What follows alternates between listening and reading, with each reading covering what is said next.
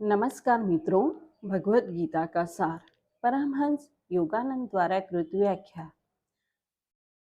सर्वप्रथम आप सर्व को मेरी एक रिक्वेस्ट है कि अब तक जिन्होंने चैनल को सब्सक्राइब नहीं किया हो वो सभी चैनल को सब्सक्राइब जरूर करें और वीडियो को लाइक और ज़्यादा से ज़्यादा लोगों को शेयर जरूर करें।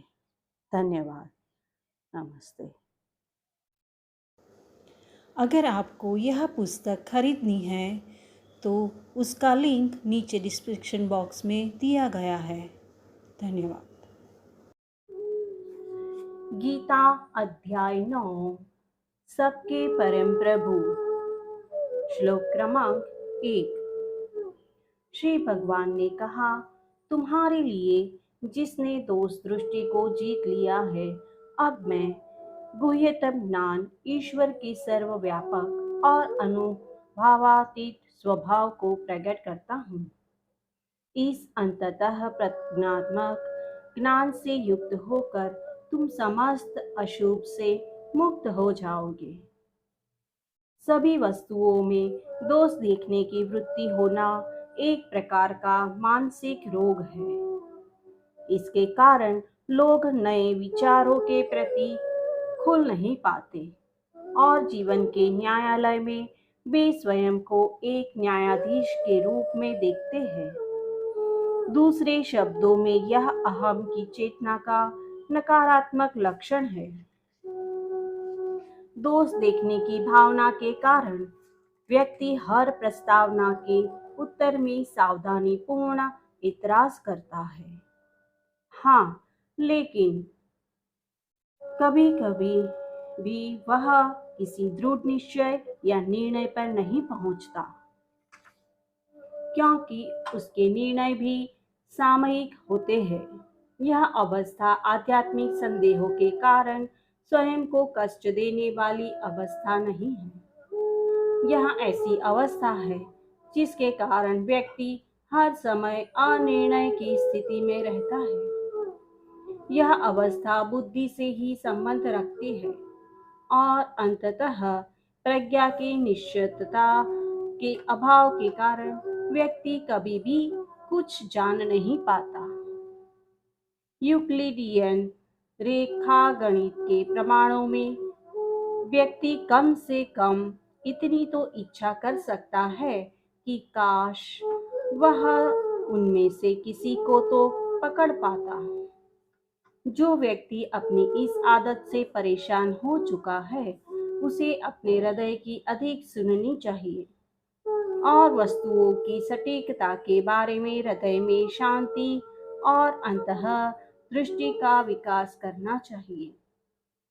यदि ऐसा नहीं करता, जीवन उसके लिए निरंतर अनिश्चितता पूर्ण एक कठिना चढ़ाई के समान हो जाता है, जिसके कारण वह हर बात को अनिवार्य रूप से और पूर्ण रूप से चुनौती देता है। यह ज्ञान इसे प्राप्त करने का मार्ग उच्चतम विज्ञान है तथा गुह्यता और सब धर्मों उचित कर्मों का सार है। योग विधियों द्वारा इसे करना सरल है। यह मार्ग सत्य का सीधा ज्ञान कराता है। इस धर्म के प्रति आस्था रहित जिनमें रुचि नहीं है, पुरुष जो कहीं और संतोष प्राप्त करने का प्रयत्न करते हैं, मुझे प्राप्त नहीं करते हैं। हे परंतप शत्रुओं को कष्ट देने वाले अर्जुन, वे बार बार संसार, भ्रम और मृत्यु के मार्ग पर चलते हैं। उदासीनता से सबसे बड़ा आध्यात्मिक रोग है। एक कछुए से इस प्रश्न की आशा नहीं की जाती कि मुझे इस खोल की जरूरत क्यों है जिसमें मैं घुस सकता हूँ। खतरे के पहले संकेत पर ही कछुआ अपनी सुरक्षा में चला जाता है। यद्यपि सहज प्रवृत्ति के कारण होने वाली प्रतिक्रिया के मानसिक स्तर से मनुष्य ऊपर होता है, अपने कष्टों के कारणों की छानबीन किए बिना या उसे क्या करना चाहिए, यह जाने बिना ही कष्ट आने पर अगर वह पूछता है, कष्ट मुझे ही क्यों, तो वह एक साधारण पक्षी की तरह है जो मंडराती हुई चील के प्रति उदासीन होता है, क्योंकि वह उसे देख नहीं पाता और उससे पहले कि उसे समझ पाए कि क्या हो रहा है, चील की तरह जीवन उसे निगल जाता है। बहुत से लोगों को जब आध्यात्मिक जीवन का परिचय दिया जाता है तो वे कहते हैं, स्पष्ट कहूं तो मुझे इसमें रुचि नहीं है। तो क्या उन्हें अधिक रुचि अपना जीवन नाचते हुए बिताने में है, जबकि वे जिस घर में रह रहे हैं वह गिर रहा है। यदि उन्हें समझाया जाता है कि उन्हें अपनी नियति को गंभीरता से लेना चाहिए तो वे कहते हैं, पर यह आध्यात्मिक जीवन तो कठिन है। उनसे पूछा जा सकता है कि तो क्या कष्ट आसान है? कितने दुख की बात है कि कितने कम लोग उस सत्य का सामना करना चाहते हैं जिसे अगर वे जानते तो वह सत्य उनके लिए सब कुछ होता। उनकी शारीरिक, मानसिक, भावनात्मक और आध्यात्मिक सुरक्षा खतरे में है, पर कुछ है जो उन्हें मानो डराता है और वे सही राह पर नहीं चलते और सोचते हैं, अरे यह सब अपने आप एक दिन ठीक हो जाएगा। यह अपने आप कभी ठीक नहीं होगा। उन्हें इस सत्य का सामना करना पड़ेगा जो उन्हें तब तक कभी भी अकेला नहीं छोड़ेगा जब तक वे उसके रहस्य को सुलझा नहीं लेते। जैसा कि कृष्ण ने यहाँ कहा है कि जीवन के वीराने में योगाभ्यास का मार्ग अन्य मार्गों की अपेक्षा सबसे आसान है। व्यक्ति को जीवन के बीहड़ में इस पर चलना चाहिए, क्योंकि तथ्य यह है कि केवल यही मार्ग वस्तुतः कहीं ले जाता है। इस पर चलने से जो उत्तर मिलते हैं वे शाश्वत, सुरक्षित और अत्यधिक संतोषजनक होते हैं।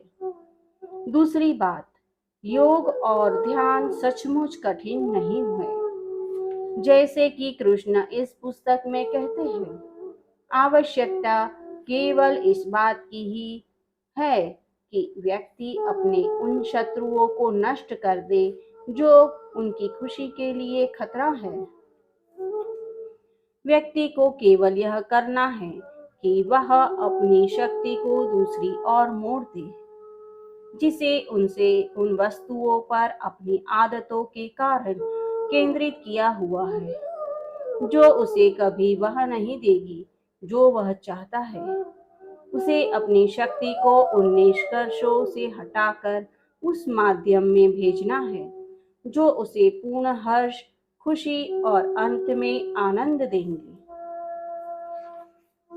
परंतु इस सहज, स्पष्ट और सुनिश्चित निर्णय के विरुद्ध इतनी सारी ये चीजें हैं। आदत, संभवतः आदत सर्वोपरि है और भ्रम से उत्पन्न विचार कि मैं यह शरीर हूँ और दूसरों से भिन्न हूँ। मुझे अपने लिए एक स्थान बनाना है जो चारों ओर से मुझे घेरने वाली शत्रु शक्तियों से सुरक्षित हो। सबसे बड़ी चीज जो एक विरुद्ध आक्रमण करती है वह है आशा। लोग कुछ खास चीजों में, प्रायः भौतिक चीजों में खुशी पाने की आशा करते हैं। अंत में उनका कोई स्वप्न पूर्ण भी होता है। लगभग उसी क्षण स्वप्न की पूर्ति धूल बन जाती है और बदली हुई परिस्थितियों की वायु में उड़ जाती है। माया के भंवरदार कोहरे से एक चेहरा दिखता है, कोहरा फिर छा जाता है और वह चेहरा गायब हो जाता है। और अगर कभी वह चेहरा फिर से दिखता भी है तो वह सख्त और बदली हुआ होता है। और उस पर विचार करना कष्टकर होता है। संपूर्ण शाश्वतता में मैं तुम्हारे पास और कोई नहीं, केवल तुम स्वयं होते हो। तो क्या तुम्हें दूसरों को प्रेम नहीं करना चाहिए? तुम्हें अवश्य करना चाहिए। वे जैसे हैं उसी रूप में उनसे प्रेम करो। अपने ही विस्तृत रूप के रूप में, अपने अहम के स्व नहीं, बल्कि सबसे सच्चे स्व के रूप में। कुछ और सत्य नहीं है। वही एकमात्र स्व आत्मा सब वस्तुओं में है। भंवर में घूमते हुए तंग करने वाले स्वप्न, कभी न बदलने वाले पर निरंतर बदलने वाले बिंब प्रतिबिंब की तरह आते हैं और जाते हैं। जब तक असीमता में यह तुम नहीं समझ लेते कि तुम्हें अपने स्वप्नों के साथ अकेला रहना है, उनके और तुम्हारे बीच की अस्तित्व की हर वस्तु और तुम्हारे बीच की खाई निरंतर और अधिक चौड़ी होती जाती है और उसे पार करने की तुम्हें चुनौती देती है। वास्तव में लोग चीजें या औरों का प्यार नहीं चाहते। उन्हें चाहिए नए विचार, कपोल कल्पनाएं और छलावे। केवल चेतना ही सत्य है। मानव जाति चित्त के सागर पर विचारों की लहरों के साथ नाचती है और यह नहीं देखती कि सभी आशाएं कल्पना के छलावे हैं। शाश्वत रूप से अव्यक्त में संपूर्ण सृष्टि में व्याप्त हूँ। समस्त प्राणी मुझ में स्थित है, यद्यपि मैं उनमें स्थित नहीं हूँ। कृष्ण ने इसी प्रकार का कथन 7वें अध्याय के दूसरे श्लोक में भी कहा था। वे गुण मुझ में हैं, यद्यपि मैं उनमें स्पष्ट नहीं हूँ। यहाँ वे स्वयं प्राणियों के विषय में कह रहे हैं कि मैं उनमें स्थित नहीं हूँ। दूसरे शब्दों में वह ईश्वर उन गुणों के परे है जो विभिन्न प्रकार के मिश्रण में मानव जाति में व्याप्त है। वे मनुष्य जाति के भी परे है, जिसमें अहम प्रेरित विचार, महत्वाकांक्षाएं और कार्य है। हम दिव्य चेतना के सागर की ऊपर उठने वाली लहरों पर सवार है, पर अपने चारों ओर के पानी में मिलने के लिए कभी विश्राम नहीं करते, कभी भी स्वयं को उसमें एकाकार नहीं होने देते, कभी भी उसे ईश्वर को अपने हृदय में प्रवेश नहीं करने देते।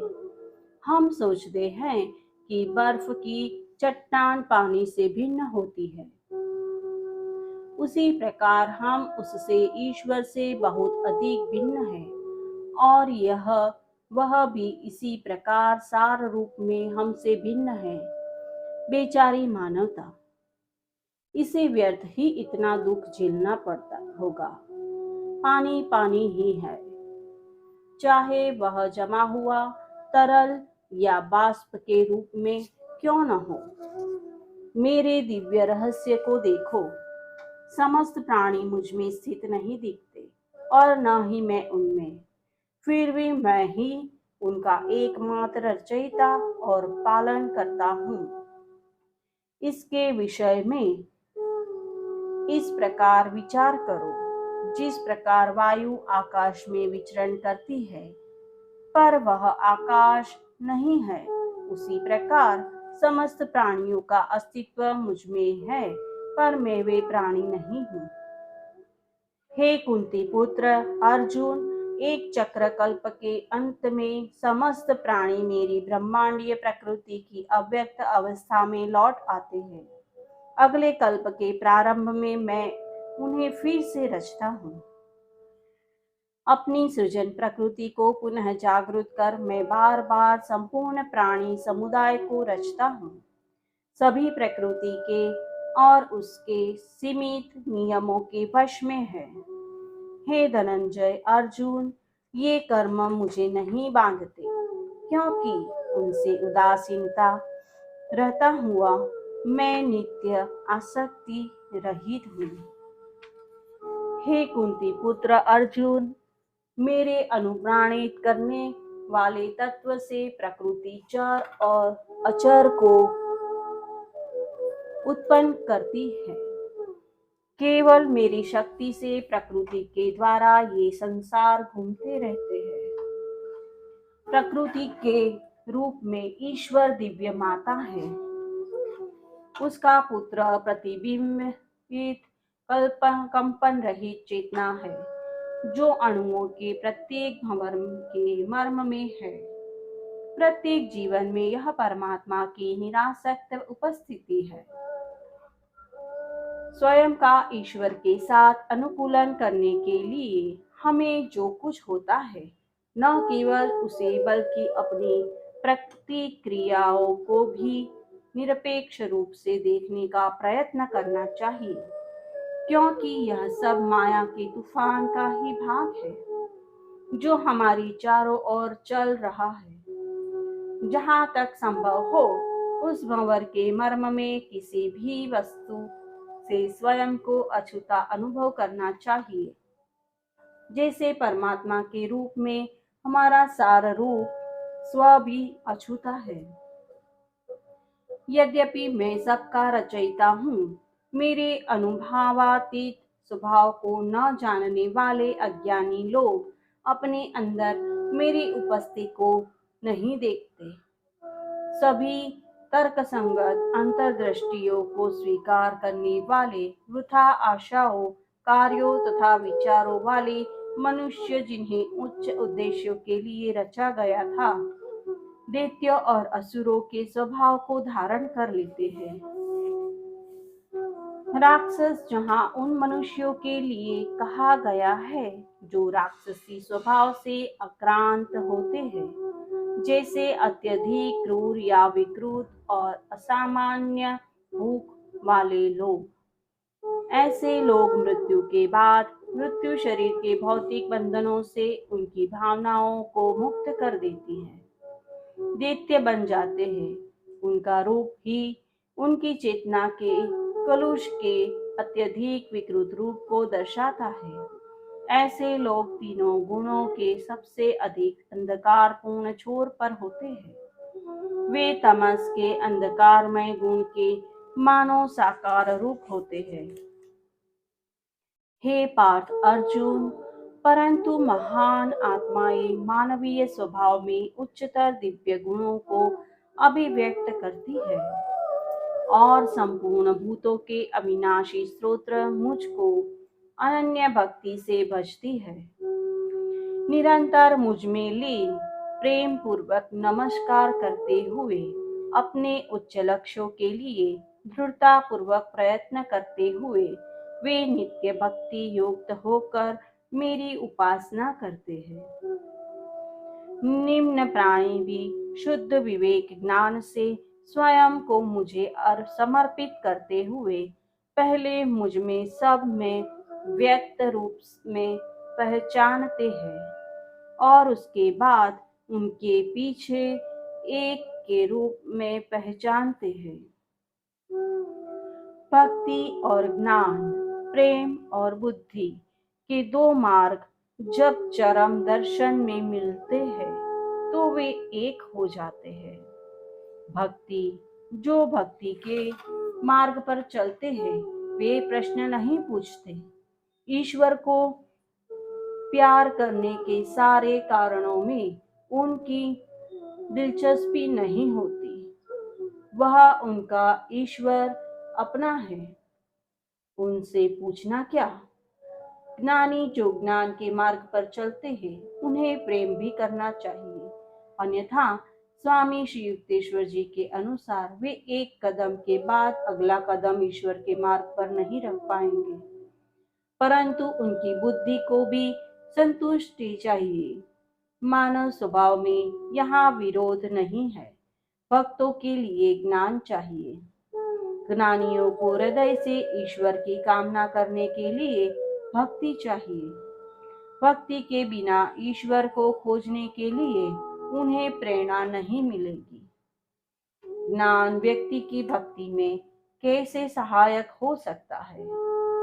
इस प्रकार हो सकता है, एक पत्ते को देखो, उसका बारीकी से विश्लेषण करने के बजाय जैसा कि विज्ञान और बुद्धि दोनों करना चाहेंगे, उसे उस पत्ते के प्रति अपनी चेतना को अधिक विशाल वास्तविकता में विस्तृत करो। पत्ते के विषय में अपनी जानकारी को एक परिभाषा में बांधने के बजाय मानो उसे किसी सूची विशेष में रखना हो। पत्ते की अनेक अद्भुत विशेषताओं के बारे में सोचो, जैसे इतनी साधारण सी वस्तु भी हजारों प्रकार से मनुष्यों के समान हो सकती है, पर पत्थर की मूर्ति से अधिक प्राणवान नहीं हो सकती। जीवन की कौन सी प्रेरणा एक पत्ते को रचती है? क्या उस पत्ते का आकार पहले से ही बीज में था? अगर था, तो कैसे? क्या कोई विचार उस पत्ते में छिपा नहीं था, जो अन्य अनगिनत पत्तों में उस पत्ते की रचना करने के लिए आगे आया? स्वयं जीवन में कौन सी महान प्रेरणा है जो इतने छोटे कोमल पत्ते को उत्पन्न करती है और पत्तों के निरंतर झड़ने पर भी दूसरे पत्तों में जीवन को बार बार वापस लाती है? सृष्टि में ऐसी क्या चेतना है जिसने संभवतः प्रारंभ में से ही इस पत्ते की कल्पना की थी? क्या आदि काल के उन आकाशगंगीय मेघों के समय में वह जानती थी कि विकास के हर स्तर पर वह कौन सा कार्य पूर्ण करेगी? क्या उस पत्ते की साधारण सी रचना से ईश्वर ने प्रेम किया और उसमें आनंद लिया? और स्वयं मनुष्य के विषय में सोचो, उसके विचार कहाँ से आते हैं? क्या उसके विचार उसके अवचेतन की प्रतिक्रिया या शरीर के अवयवों की प्रतिक्रिया मात्र है? सभी व्यक्तियों के समान या एक से ही विचार होते हैं। इस तथ्य का क्या यह अर्थ है कि कोई ब्रह्मांडीय भंडार है जो उन विचारों को प्रेरित करने की शक्ति को उत्पन्न कर रहा है? इस प्रकार अंतर्निहित कारणों और वस्तुओं के स्वभाव के विषय में निरंतर विस्तृत होने वाली जिज्ञासा शुष्क जिज्ञासा के मार्ग की अपेक्षा प्रेम का मार्ग भी बन सकती है। मैं यज्ञ की धार्मिक क्रिया हूँ। मैं स्वयं यज्ञ हूँ। मैं पूर्वजों को अर्पित किया जाने वाला अन्न हूँ। मैं औषध हूँ। मैं पवित्र मंत्र हूँ। मैं घी हूँ, अग्नि भी हूँ, और मैं ही आहुति का कर्म भी हूँ। मैं इस संसार का पिता, माता, दादा और इसका पालन करने वाला हूँ। मैं पवित्र करने वाला और समस्त ज्ञान का लक्ष्य हूँ। मैं ही ब्रह्मांडीय ओंकार हूँ और तीनों वेदों रूप, साम, यजुर की विद्या हूँ। मैं परम लक्ष्य भरता प्रभु साक्षी निवास शरण और मित्र हूँ। मैं उत्पत्ति, प्रलय, आधार, ब्रह्मांडीय निधान और अविनाशी बीज हूँ। मैं ही ताप देने वाला, वर्षा करने वाला और रोकने वाला हूँ। मैं ही अमरत्व और मृत्यु भी हूँ। मैं सत और असत दोनों हूँ। यदि व्यक्ति सोचता है कि ईश्वर है तो वह है। यदि वह नास्तिक है और सोचता है कि वह नहीं है तो वह नहीं है। कोई भी विचार उसकी धारण करने वाली उपस्थिति के बिना नहीं हो सकता। वही विश्वास को पुष्ट करता है और वही संदेह जिनमें को भी पुष्ट करता है। उसके बिना किसी भी वस्तु का अस्तित्व नहीं है। लोगों का उसे अस्वीकार करना भी उसकी चेतना और शक्ति द्वारा ही धारण किया जाता है।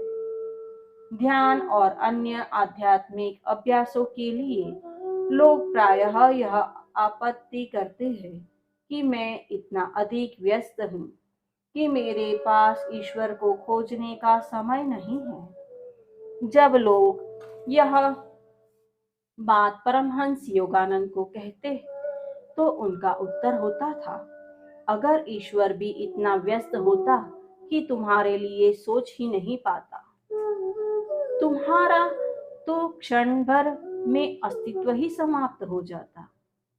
फिर भी मैंने एक बार उनसे पूछा था, क्या आत्मा को नष्ट किया जा सकता है? उन्होंने जोर देते हुए उत्तर दिया, असंभव। आत्मा ईश्वर का अंश है। ईश्वर को कैसे नष्ट किया जा सकता है? ईश्वर को किसने बनाया? प्रायः यह प्रश्न पूछा जाता है। परमहंस योगानंद का उत्तर था, तुम यह प्रश्न पूछते हो क्योंकि तुम उद्भावना के कारण जगत में रह रहे हो, परंतु ईश्वर तो परम कारण है, वह स्वयंभू है।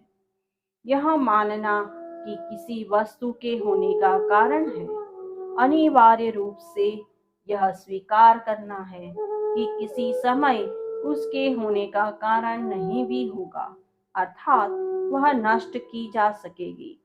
ईश्वर न तो जीवित है और न ही अजीवित। वह बिना कारण के, बिना तर्क के है। वह संपूर्ण अनुमानों या अप्रमाणों के परे है। वह स्वीकृति और अस्वीकृति के परे है। वे बुद्धिमान हैं जो उसका चिंतन करते हैं और शांत होकर उसकी जिज्ञासा करते हैं। वासुदेवार्पणमस्तु। जय गुरु। अगर आपने भगवत गीता को अपने जीवन में पढ़ा है तो अपने अनुभव और कौन सी गीता पढ़ी है वह कमेंट बॉक्स में लिखकर हमें ज़रूर बताएं। धन्यवाद। नमस्ते।